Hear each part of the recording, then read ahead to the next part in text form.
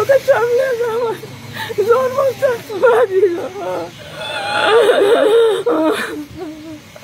শিবিরেরা মিছিল করতে করতে সিদাম বাজারে যায়, সেখান থেকে আসিয়া কুদ্দুস আমিরের বাড়িঘর ভাঙচুর করে দেয়। দেওয়ার পরে আমাদের বাড়িতে আসিয়ে ভাঙচুর করে দিয়ে জ্বালাও পোড়াও করে দিয়ে আমার বাড়িতে আসিয়ে আমার যত কিছু ঘর ভাঙচুর করে নিয়ে গেছে। আমাদের এখন থাকার কোনো আশ্রয় নাই। সরকারেরা আমাকে তোমার কাছে আমি বিশেষ চাই, আমার থাকার আশ্রয় দিয়ে দাও। আমার বাড়ি ঘরে কিচ্ছু নাই, আমার বাসে ছোট ছোট শিশু বাচ্চা নিয়ে আমি পড়িয়েছি। চোখের সামনে আমার জন্মস্থান বাড়ি।